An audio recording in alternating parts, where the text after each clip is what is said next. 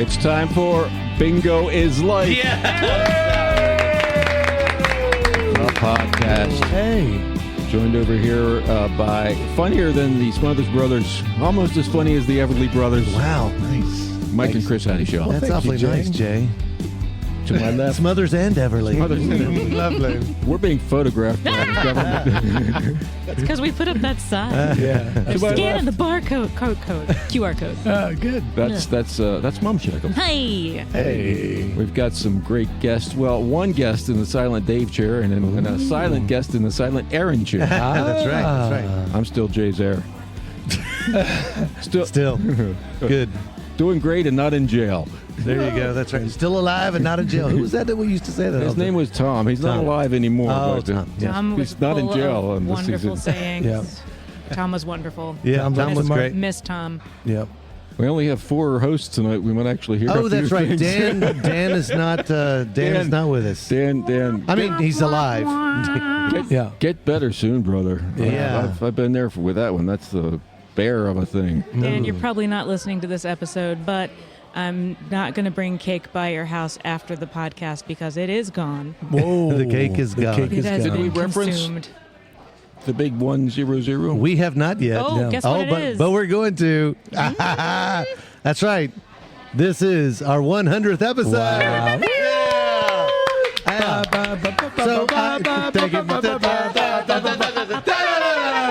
Thank you, Christian Parrott, for providing That's right. us with that Song. reminder of a soundtrack.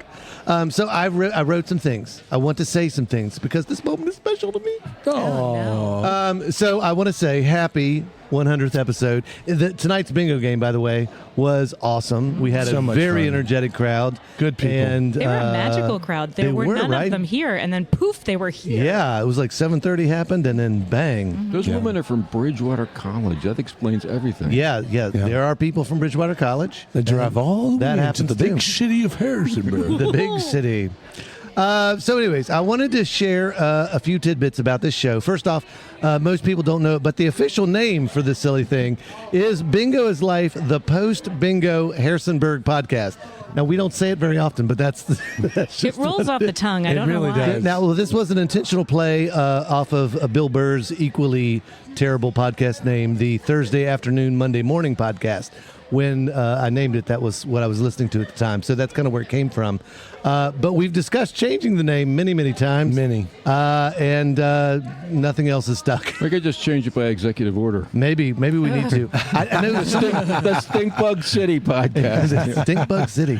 I know at one point we said Behind the Berg was like a close thing. We talked about it. Ooh, so I don't know. Maybe we'll get some feedback from listeners, all 50 of them. Yeah. 50. All our lines are open. Call That's in right. at any moment here That's right. at the Any number at moment. the bottom of your screen and voice your concerns and opinions. I wanted to note that this little project started February 7th of 2023. It was recorded on an iPhone, which sat in the middle of a table as Chris, Jay, and myself introduced, and I quote, "It was the first ever post-bingo podcast." We then gave ourselves an aggrandized applause, which we have continued to do ever since. So, yes, that's every podcast afterward, we do it. Yeah. Even during the show, just like that. Thank you, Chris. The big news, this is funny, the big news at that time was about a Chinese spy balloon that the U.S. had under surveillance. And our first guest was Olivia. She was Ruby's server, who just happened to walk by at the moment. And be on our podcast. And at some point, I blurted out, "Welcome aboard. We're doing a podcast." And Jay follows with, "Do you know anything about Chinese spy balloons?" It seems like you guys have really kept on brand. So yeah, we talked conspiracy theories, pie throwing, and how the bingo crowd felt like a cult, which we've kept up with the cult conversations yeah. too. During this conversation, Chris eventually asked, "Are we still doing a podcast?" Which is also on brand. Episode 1, our interview standards and our show preparation were already clearly established. Originally posted only to YouTube, the first show lasted just over 5 minutes. Yay! Yeah, That's and awesome. I will throw out there it's no longer publicly available because it sounds like crap. I could barely make out what was going on, but it's all right. Stricken from the public From record. that moment on, our show has grown to the humble behemoth that you now know and love. The show is hosted through a service called Podbean. and they provide stats that I wanted to pass along on this event, this occasion. Stats. So now starting our third season, we've had nearly 4,000 episode downloads. A download is considered a listen. So when people listen to the show, that's what they call it. Currently, we are averaging just under 50 downloads a week. And the vast majority of our listeners, 92% of them, are coming from the United States. Our top states, America. Our top states are Virginia, and then after Virginia, California. Interesting. Then, of course, Maryland, Pennsylvania, New York. After the top 5, though, the state with 85 listens, Oklahoma. Yeah. They're huge in Oklahoma. So thank you, Oklahoma. The Sooners. There's probably like a Harrisonburg in Oklahoma, and people are thinking that all these things are happening in their town. Right. Maybe You're so. wrong. Sorry, Oklahoma. Or you're welcome, Oklahoma. I'm not sure. We also have the other 8% of our listeners, by the way, 8% coming from around the globe. After the United States, we have 103 listens from China. Yay! Yep. Then Singapore, Huge. the United Kingdom, which is mainly Britain. We have some Russian downloads, some Canadian downloads, Japan, Ukraine. We even have 5 people from Italy that listen to us. So there you go. No Latvian. As much as we've tried, we still are trying to get that Latvian audience. What if it's just one It still Latvian eludes us. and they're listening and they're right. traveling and listening to different yeah, episodes in that's different right. countries? Maybe. It's just that one guy. Well, we'll find him. Most of our listens happen on a Wednesday, interestingly enough, which means that the folks like our episodes right hot off the presses. That's right. But the most interesting stat to me, anyways, is our top 10 episode list. And I have it here, our top 10 episode list. So I thought I would share it with you just to see what you thought. So this is based on just the most amount of listens, okay? And this is only through Podbean. We also are available on YouTube now. Yeah. And they track their own things separately. But I tried to add up some numbers and see what I could find. Here is the top 10. Number 10 was episode 63. It was Dr. Dorothy Palands, Yeah. PhD, professor, director. That was back in May. Number 9 was Christian Parrott with New Year, Same Dog Story from January 2nd. Oh, good. That was a little over a year ago. Number 8 was our very own Dan Easley talks about his new album. The Gang talks about Harrisonburg. Whoa. It was an exciting time. Yeah. Then number 7, Sean Gatesman with the Friendly good. Fermenter, Perfect, and yeah. he spills the goods. Number 6, JP Gula. And Leanne Shepard when they talked about the Court Square events. Yeah. At Shrek. number 5, we have Bill Howard, who the myth, the legend. Number 4 was Sandra Parks. She was a retired teacher, librarian, storyteller. And then number 3, 2 and 1. Any guesses? on Dave Scott. Any of who Yeah, these I people know would Dave be? Scott's one of them. Okay, Dave Scott. Yeah. Any guesses? Was it? Of all of the guests, number 3, number 2, number 1. Our top 3.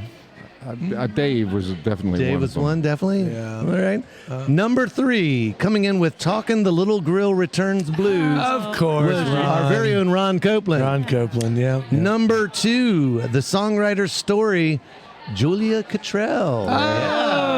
Everyone Yes. loves Julia. Yeah, she's great.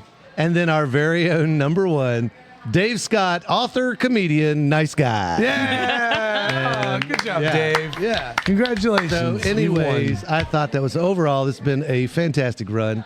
I'm super excited to see it continue to wherever it might go. Many, many thanks to Jay, Dan, Mum Shackles, and even you, Chris. Thank you very thanks, much. brother. I hope this strange little hobby gives you all the same amount of joy it gives me.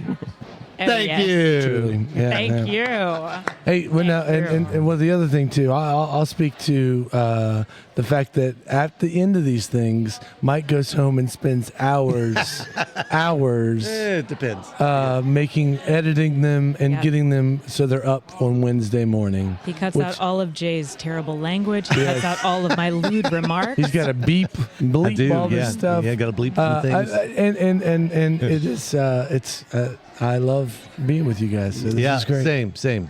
super cool. This has definitely been a source of joy for me as well as a coping mechanism. Oh, very Yeah. cool. Very So, cool. thank you. Well, it's interesting you say that. Another reason that I got into this, was a few months before we started doing this, a good friend of mine passed away. And I looked at it as kind of just another avenue to kind of just try something new and different and just, different headspace. And by God, it worked. And I feel great about it. And I'm super glad to be doing this. It's awesome. And Jay, what do you have anything to say? He's like, I hate you all. It's a wonderful experience. You did some wonderful things with that role.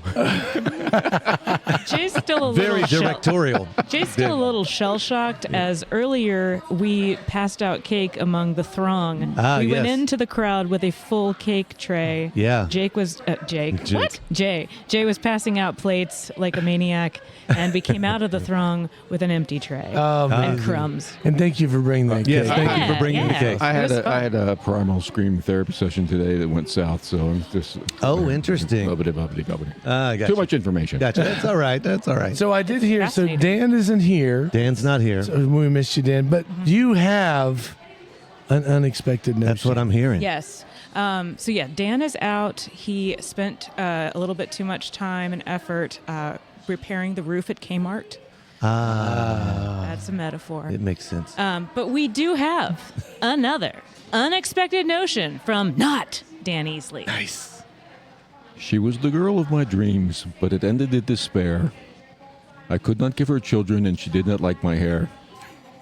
I'm not Dan Easley. That was another unexpected notion from not Dan Easley. You really want them to like your hair. I don't know why, but it's That was it's an true. inside joke.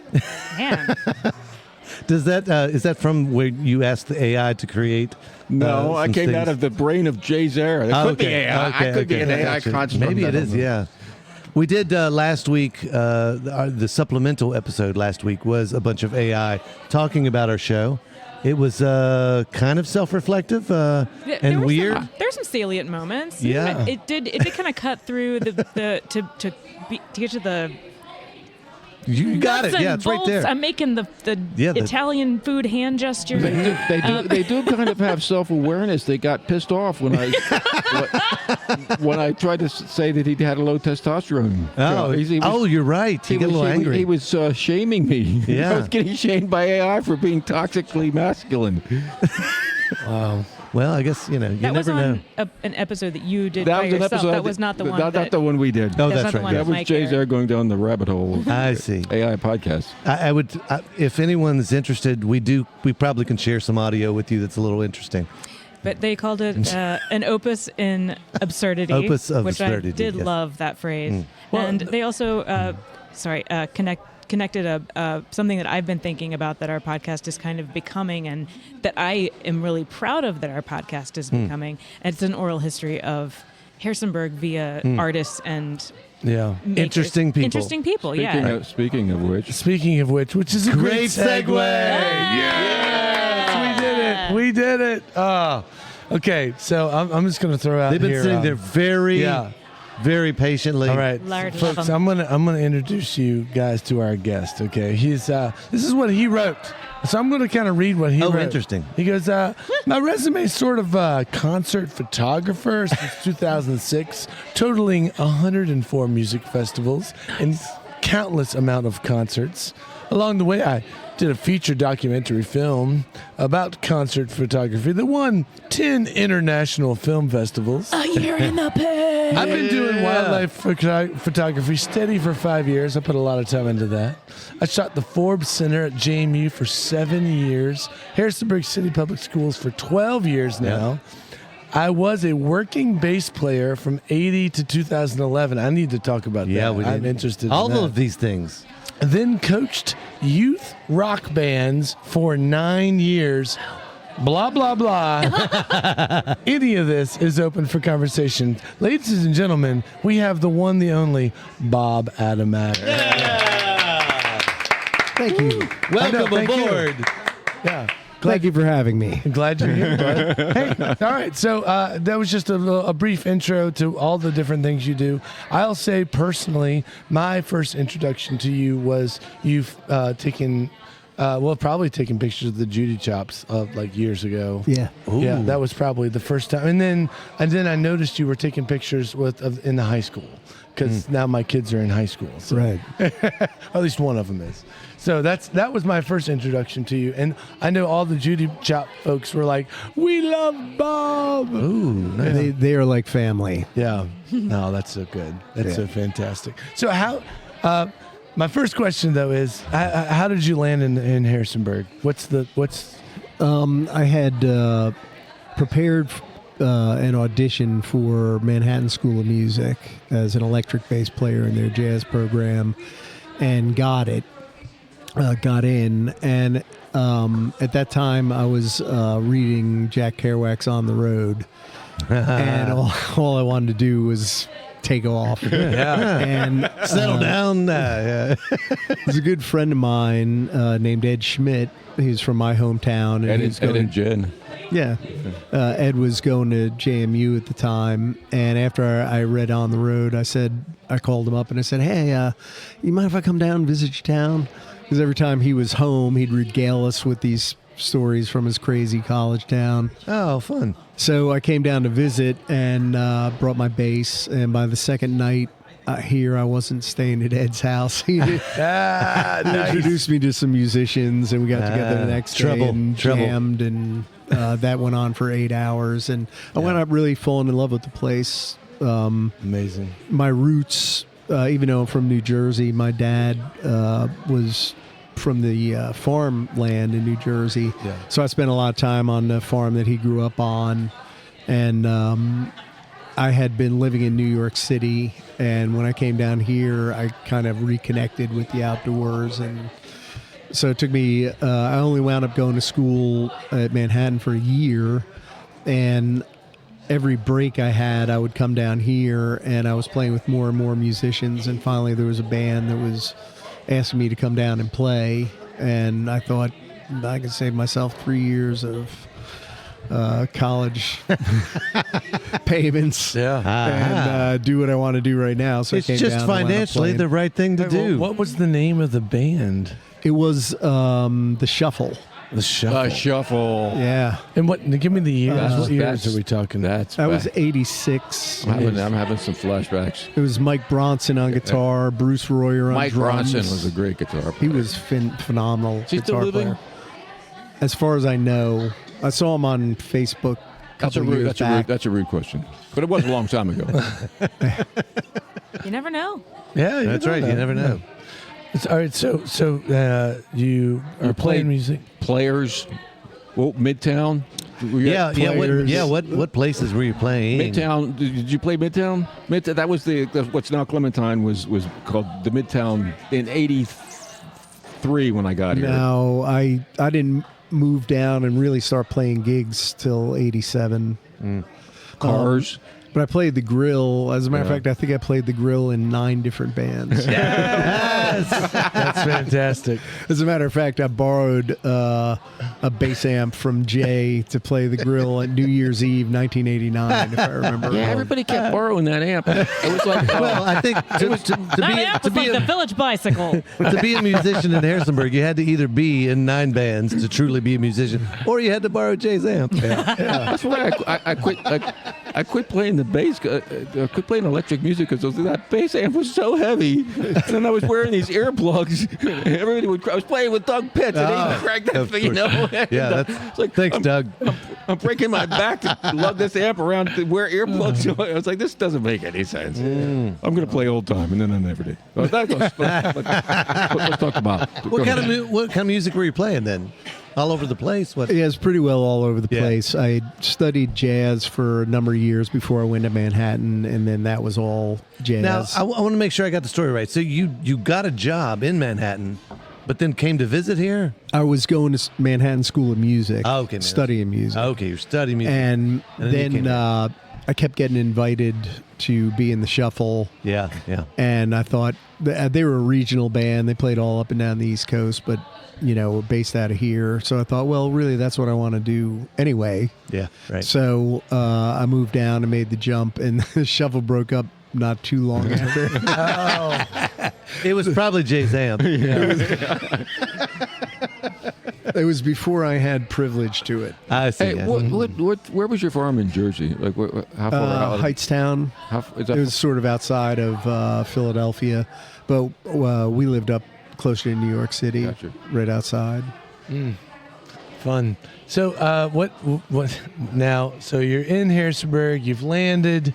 You're In playing 9 bands. Yeah, you're playing some music. When did photography become your? When did that start? When I was living in New Jersey, I was living with a guy after I moved out of my parents' house named Jim Ritchell, and he was really into photography as a hobbyist. Yeah. And he used to have one of those little disc cameras. Oh, The negatives were just a little round Right, disc. right.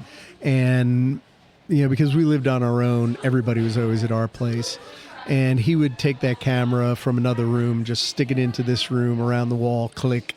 And those photos Interesting. utterly fascinated me. Like I was just so sucked into how cool it was to capture everybody in a candid way. Gotcha. Okay. So I bought. Usually Pocket New Jersey's not known for being a photogenic town.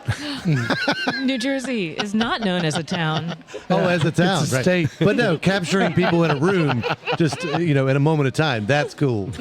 Because you could do that anywhere. It doesn't have to be Jersey. Oh, that's fair. Yeah, but I was right. living in Jersey. Yeah, when right. that Living in happened. Jersey. Just good. So the documentary that doesn't get as much attention as it should. That was Right. awesome. Oh, That's how thank I you, met. Jay. I That's how I appreciate met you. Oh, really? Because I was working at Court Square, Right, and right. you all debuted your film. Yeah, and that's you're in the right. pit there. I had the premiere. Am was fantastic. Am I correct? You shot that on iPhones, right? Yeah, it was on an iPhone 11 that sat in a gimbal, and the gimbal was kind of a Frankenstein machine that my collaborator John Woody kind of invented himself. There were That's cool. like a gimbal component that he got, and then excuse me, attached all kinds of tried tons and tons of different microphones, and then got some software that really juiced up the video as it came in, like really made it more high res.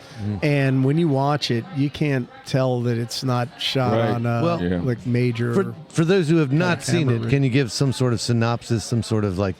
Yeah, it was called A Year in the Pit, Okay. and John, he and I knew each other a little bit, and I was shooting the Lock-In Music Festival one year, and John was backstage, and he came up to me and said, I really like what you do and how you do it, and I was thinking of making a documentary film about it. And I thought the notion was absurd. It was like, I just didn't think I was that interesting that I should have a documentary film. So he said, well, just think about it and we'll talk next week. Yeah. So I thought about it, and what occurred to me is I had been shooting music festivals from like New Orleans up to Massachusetts. I was friends with a ton of incredible photographers from all over the country. And, well, why not bring them in? Oh, yeah. So I suggested that to him on Monday, and he said, I was actually kind of thinking the same thing, that maybe we can get some other people into it. So we wound up interviewing, I think, 44, 45 photographers. Wow.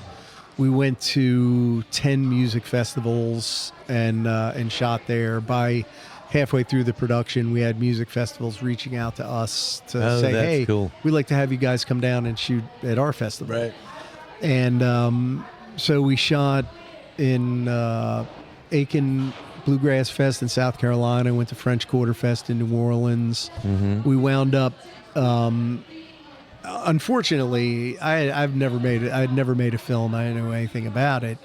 And John probably could have been better at reining me in.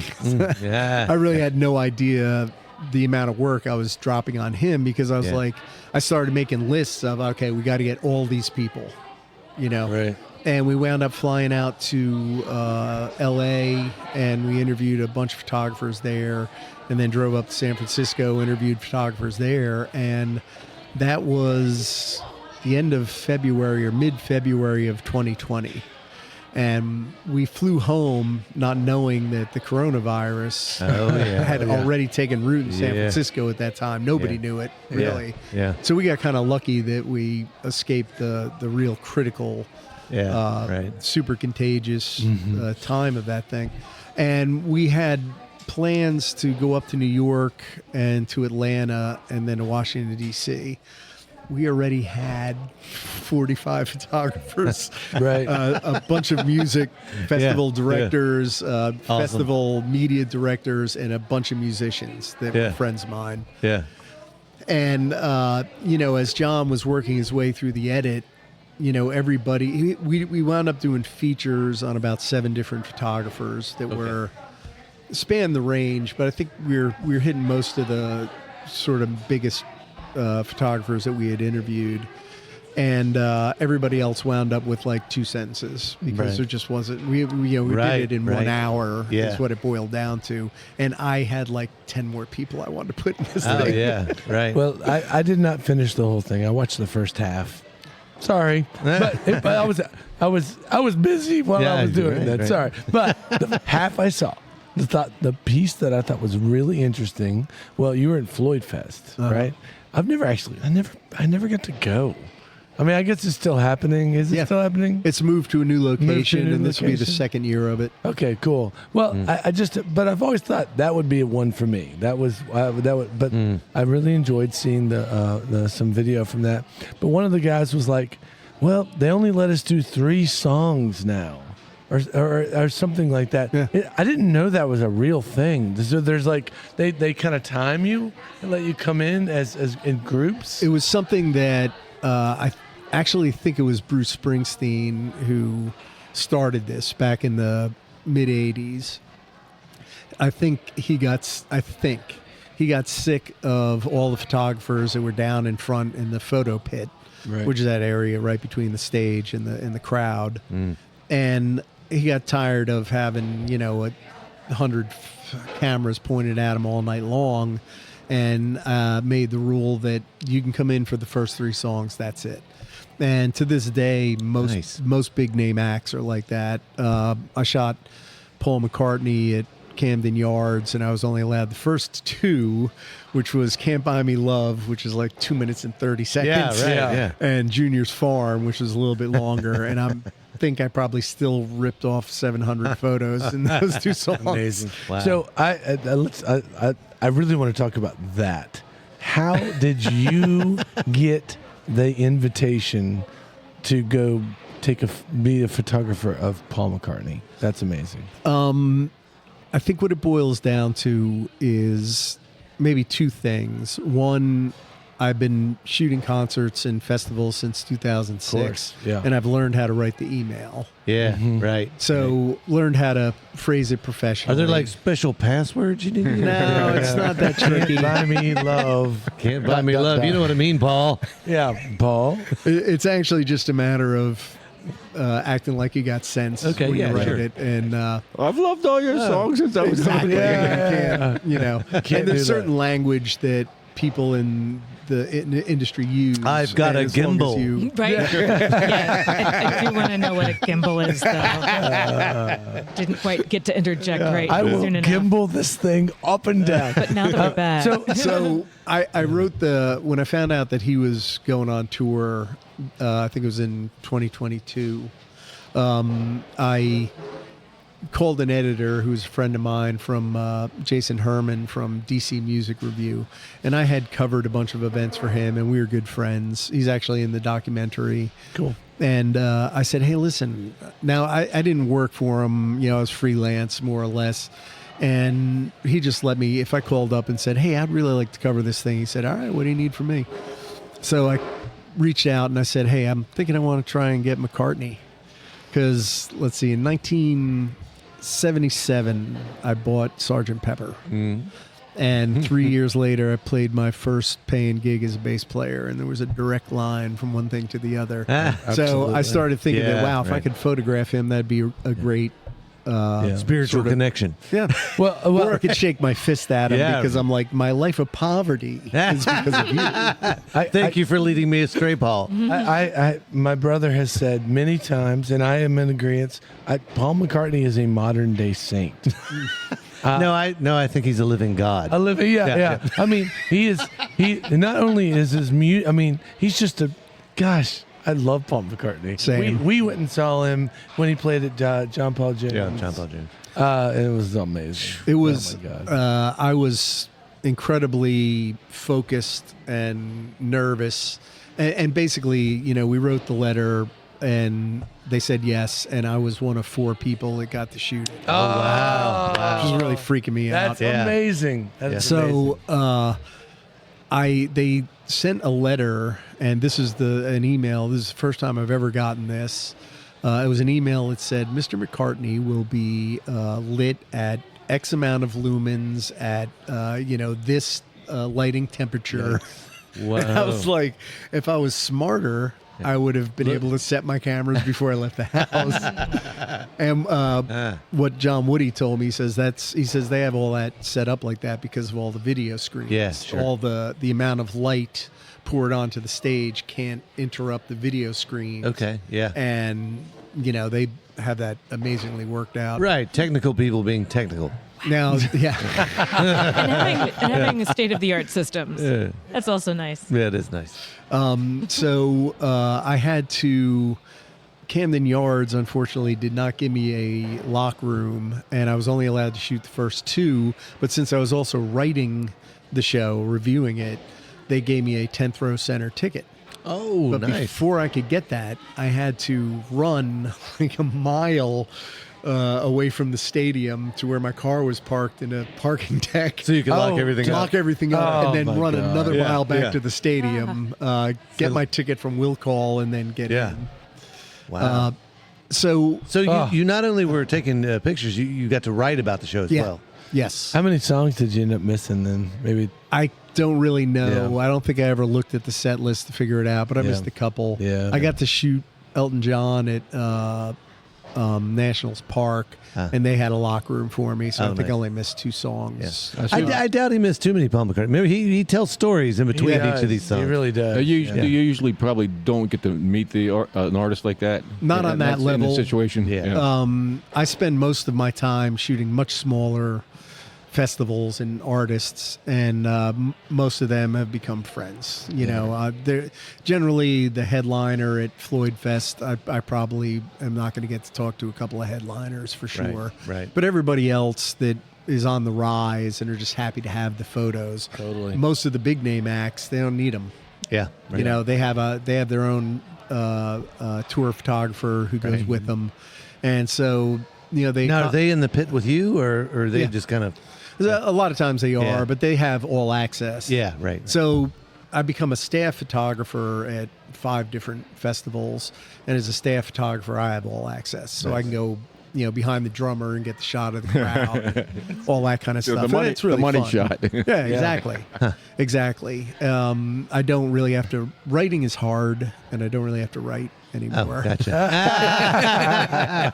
Writing is hard. Yeah, This is a very trivial question. How's your hearing after all this? Believe it or not, it's still good. I mean, mostly. I have to turn TV up a little bit louder. Yeah. Did you? What an interesting question. Did you wear hearing protection, or did you just go for it? I just went for it. I mean, I stood in front of my amp for 30 years, and I was sadly a pretty loud bass player. And in front of your amp for like 2 or 3 shows at least. That was a loud amp. it was. Thank you, Doug Bitts. So, but I kind of want to bring it back to Harrisonburg because at some point you said maybe 12 years ago you started doing photos of Harrisonburg High School. Yeah. Well, how it started was my kids started in 2001 in the K-12 system here in Harrisonburg. Yeah. And I was already moving into photography as a pretty strong hobby. And my wife kept encouraging me. She really, we both really liked the photos that I took. And she said, man, you're really good at this. You ought to take it more seriously and like get a real camera. because I was shooting with just like a pocket Instamatic. So I did. I went out and I got an SLR camera and was shooting film. And so for all the events that my kids were at, I would shoot the event, and then I would make tons of copies of the photos and give them to the teacher, the coach, the director, whoever it was, and let them give them to the other kids' parents and whatever. And I got to a point where I think my daughter was in 8th grade and she was at Thomas Harrison. My son was there for 6, 7, 8, and by the time my daughter got there, it was 5, 6, 7, 8. And I really loved working in that school. I was the official photographer for their musicals and plays and stuff. Cool.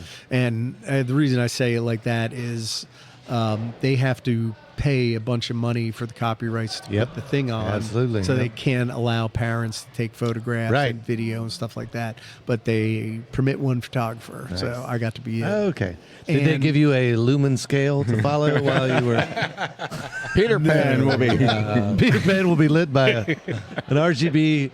I can't even make up words. Public school funding is probably just one light switch. Yeah, on and off. right. The 100-watt bulb will be on. So close to the truth. And I'm just basing that on the fact that we get their hand-me-downs at our theater. Okay. So, Gotcha. you know, So I realized that when my daughter was in 8th grade, that was going to be my last year shooting Thomas Harrison. And I didn't really like that idea because I've become friends with the staff and I like going in there to shoot. I used to help build the sets and stuff. So our superintendent of schools at that time, Dr. Kisner, was a big music fan. I was coaching kid rock bands at the time and youth rock bands, not kid rock. I was going to say kid rock. Like Bow chicka bow wow, or whatever that song is. dong with the dong, but dong, dang, digga, digga. What? Oh, no. Yeah, right. Yeah. We had none of that. It's Bob's thing. He loves it. It's kid rock bands, kid rock cover bands. Who knew? So anyway, Dr. Kisner would, I'd invite him to the shows that I would put on with all these youth bands. And with all your kid rock tribute bands. We know. and we became friends. So I asked for an interview, or I just asked for a meeting. Yeah.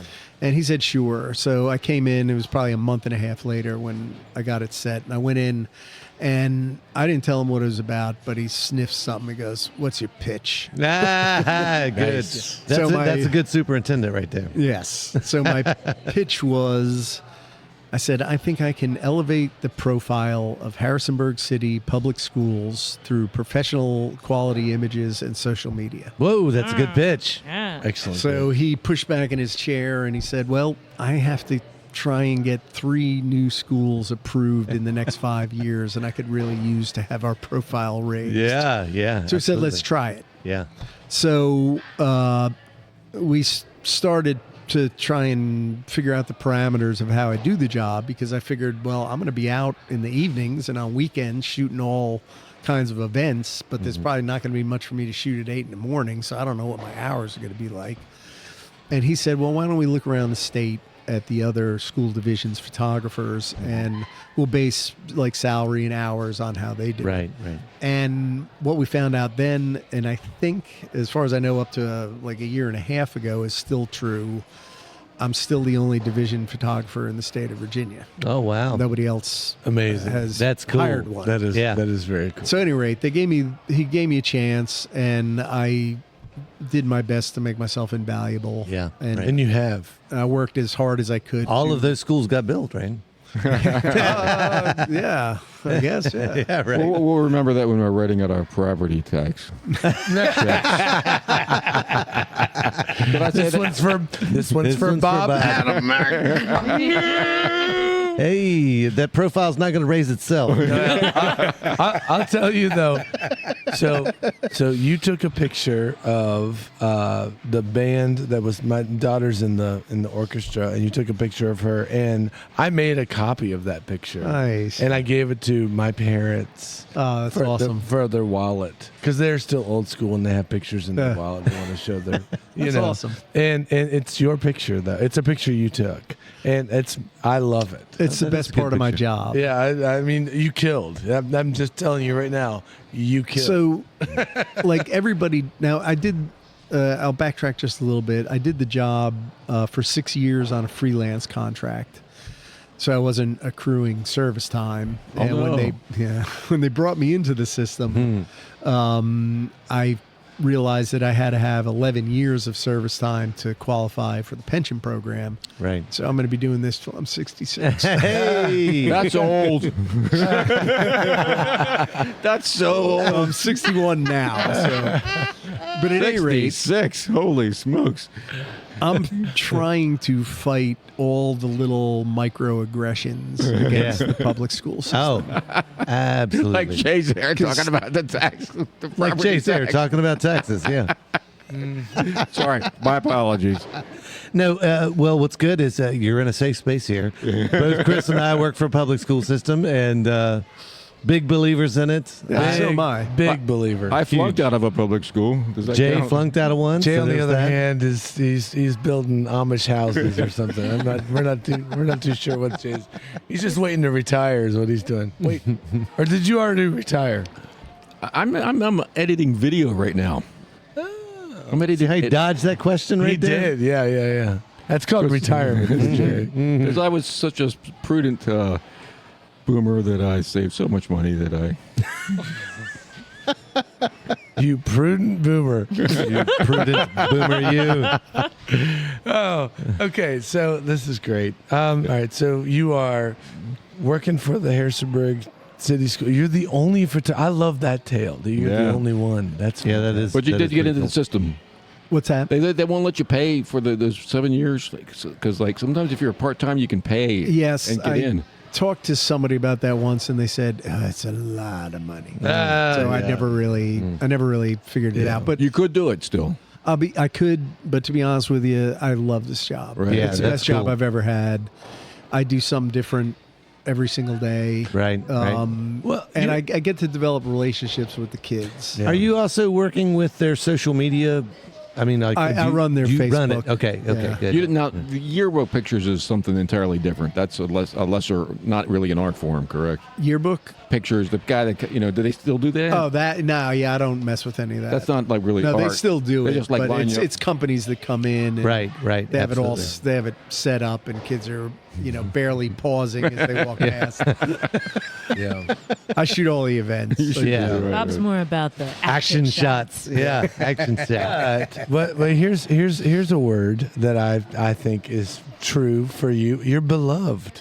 Oh, No, when I'm at any event with Oliver at the high school, and here comes Bob, and there's his camera, and you're talking it up, and people are talking to you, and it feels it's positive. Yeah. I mean, people. Well, see, that's an interesting thing about photographers. I think no one talks about, and it's the idea that the pictures don't. I mean, anybody can click a button, Right. all right? Anybody can do that. But the person who can bring it out of people and be at the right place at the right time and intuitively know when to click that thing and how to bring it out, that's a skill set. Absolutely. That's Yeah. exactly what it is. You're right. Give us an example of a really unique shot from the Harrisonburg schools that you're proud of. And then we can even find it or something. I took one of Paul and Brandy Summers' daughter. She was Ella. Was a tremendous high jumper. Right. And I think I might have shot it with a fisheye lens. I can't remember, but I knew the shot that I wanted to get. I wanted to just get her going over the bar, but I had to get. I think I did use a fisheye, and I wanted to get right on top of the bar because you have to be really close. It's such a wide angle. And the official came over. He goes, "Dude, I don't think you can stand there." And I'm like, I took Paul McCartney's picture. Back up, "Don't you man. know Hey, who I hey. am?" Well, I took balls. They let you know? Yeah, I said, "Don't worry about it. I'm gonna be all right." And I got right on that bar, and I got a crazy good picture. Wow. Be like, Sir Elton said that this is where I should be standing. Well, at 33 lumens, it's going to be. I don't know what I'm talking about. You said the right word. Oh yeah, I did say lumens. Is that part of your job, taking pictures of sporting events? Like, Yeah, I've shot, except for tonight, I've shot sports like 7 straight nights. wow. Okay, a lot of if we're basketball, going to go with wrestling. favorite shots, what about band-wise? Favorite shot of a Yeah. of a band, and it doesn't necessarily have to be. Oh, they're closing Ruby's. It doesn't necessarily have to be someone incredibly famous or just a good shot of a band. That's a hard one to say. Yeah, 'cause right. really, Yeah. We've had a lot of good bands. I've shot thousands. Yeah, yeah, Because a lot yeah. of the festivals I shoot I'll shoot 60 bands, Wow. Yeah. and so at any rate, Okay, how about a festival? We went. Jazz Fest in Yeah. New Orleans. Oh, yeah. That's the greatest time on planet Earth. Is that right? Oh, yeah. Oh, It's- nice. Nothing is better Did you than see that. Paul Simon when he plays that? No, I often. missed it. I You missed run him when he played. Marcello. Do you run into Yeah. down there? I sure have. Yeah. Yep. Speaking of festivals, I don't know if you did it this past summer because I was kind of out of the loop, but the previous summer you spearheaded a group of students, Yeah. youth, if Yeah. you will, photographers, young photographers at the Levitt Amp series of festivals. Yeah, I did here. it this past year as Cool. well, and Great. I think I'm doing it this coming summer. They had a 3-year commitment from Levitt Amp to do a free 10-week concert series that they do right next to the Turner Pavilion across from the Daily News Record. And Andrea Dono, the director of I know. Harrisonburg Downtown Renaissance, she called me and with the idea. She said, "How would you like to run a group of kid photographers to shoot the series?" And And though I'll be dressed up as Kid Rock. Interestingly enough. Dunno. And they're inobtrusive or unobtrusive. But it's also it's just cool because it's kind of a highly visible way. If you haven't met Bob and you're just out and about in Harrisonburg and you happen to be at one of the concerts this summer or the previous summer, he's the guy in the really cool hat with this flock of kids with cameras, and they're just like taking it in. Great. that's been super fun because as we talked about before, I used to coach youth rock bands, and I'm stuck on that now. And that was like my favorite thing I ever did in music. And when Andrea said, "Do you want to coach kids shooting rock and roll?" I was like, Yeah. "Are you punking me?" Yeah, right. Of course I want to do that. Yeah, right. So I teach a little like one night class on the ins and outs of shooting music and Gotcha. what festival directors will want from those photographs, what bands will want from those photographs, what they won't want.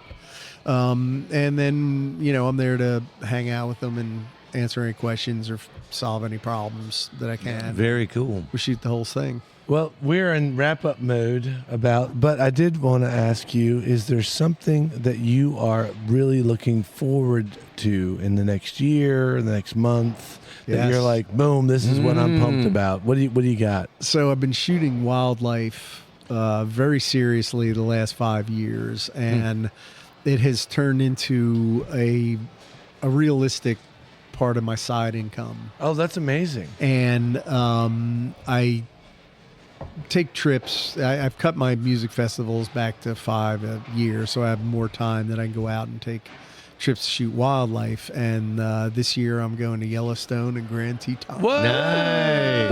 What's the best bird you got in Harrisonburg? Okay, at Hillendale Park, There's I a lot got of birders out there. a red phase and gray phase screech owl in the same hole. Fantastic. Oh, that's awesome. Do you Also have got a snowy words? owl in Bridgewater. Which would? A snowy owl in Bridgewater. Wow. A couple of years ago.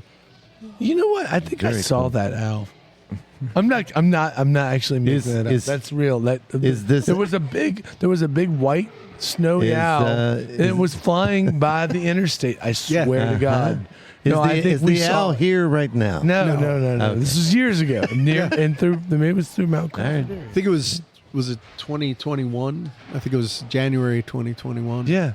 Yeah, no, I think I saw it. I know that sounds Cool, crazy, sure. but I remember that being a thing.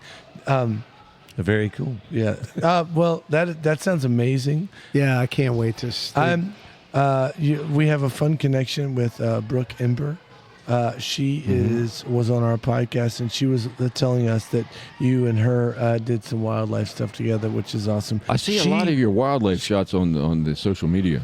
Yeah, but every 3 months They're I really cool. gather everything I Coyotes had. and foxes and all kinds of foxes stuff. and Yeah. black bears and Are you elk. going to put something together as far as a compilation of all these pictures, or? I do shows. Yeah. I did one at Hotel Madison. Okay. I've done 2 wildlife shows there and 2 rock and roll shows there, and I've done did a wildlife show at the Smith House, and but I started vending. Did my first at a music festival. I was shooting Yarnival for the band Yarn back around Halloween, and I vended for the first time and did shockingly well. Nice. With the Fantastic. wildlife stuff. I basically have half rock and roll and half wildlife, and I don't know, they probably sold equal parts. Cool. That's pretty Well, I sick. will try to link in this show some You have photos down at the anything you got. tuning fork too, don't you? Yeah, I do. Yeah, I got yeah. a bunch of rock and roll photos they're down there. really cool. It's really, And then, did you want to connect Brooke to the Brooke show? Ember. I did. So Yeah. Brooke Ember has an art opening, in which she was at a couple parks out west, and I believe she's got an opening first Friday of February 7th. seventh. Thank you. I know that date. I know. I know when First Friday is. Yeah. February 7th at Sagebird. And at Who's 6 playing? I think there's music some other that people night? playing, right? Hot Mamas. Hot Yeah, Mamas. the Hot Mamas are playing at 6 o'clock. Little Man Gone the Basement Rebellion. yeah. They're playing around There it 8:30 that night. Yep. Do you And then need- Scantron. do you need It's a- Scantron. The Destroyer. need to borrow a bass sample. Oh yeah, Yeah.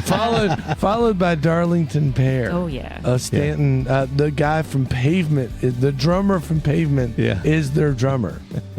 That's crazy to me. Yeah. Anyways, I won't be able to catch the Hot Mamas, and I might miss you guys, but I'll definitely catch What? up with you. But I got an improv show that night. Hey. Where's your improv show? Where at? it always is. Court Square Where is it? Theater. Yeah, Where yeah. is You know, First Fridays, buddy. First But- Friday. But after Friday. my show, I'm going to come over and hang out at your show because it sounds really fun. Oh, it will be fun. Just going to be great pictures on the wall, and Yeah. cider's going to be flowing, and it'll be wonderful. And, Bob, and bring your earphone. Bring your earplugs. Earplugs. yeah, Your hey, earphones. thank you so much for being here, Bob. Yes. Thank you for Yeah, having It was a great fantastic. conversation. Absolutely. Best of luck to you and all of what you're up to in the next while, and maybe in another year you can come back and tell us what's going on next. Yes, very cool. Because this was an awesome conversation. Thank Yeah. you. Thank you very much for having me. I appreciate it. Yeah, Love this podcast. Oh, Yeah. That's the music playing in the background. oh, of course. Yeah. Andre Vasconcelos on bass, one of the top jazz bass players. That's right. In, I can hear him in right now. Brazil, playing on our little podcast theme song. Anyway, that does it. Thanks again. Sponsored by Ruby's Arcade Yeah, in thank scenic you, Ruby. downtown Harrisonburg, otherwise known as Rocktown, Virginia. You can come down here for Bingo is Life for the family and kids. Free pizza, all kinds of crap going on. 7:30 on Tuesdays. It's wonderful. It's wonderful. wonderful things Free are cake happening. tonight too. Free cake. Free You never know cake. when that's going to happen. And listen never to know. us on the internet if we're still on the air for another 100 episodes anytime you want to. Yeah, that's right. Happy 100th Happy episode. We'll see you next week, kids. Bye. Bingo is Life, a post-bingo Harrisonburg podcast, is brought to you by the Brothers How to Show and our friends at Ruby's Arcade in downtown Harrisonburg, Virginia. If you've enjoyed the show and feel it's worth spreading a little joy in this world, please tell just one person that you like this podcast. Word of mouth, more than any other form of promotion, is how creative works get noticed and sustain themselves. Thank you, Andrew Hickey, for that bit of wisdom, and thank you, listeners, for being part of the fun.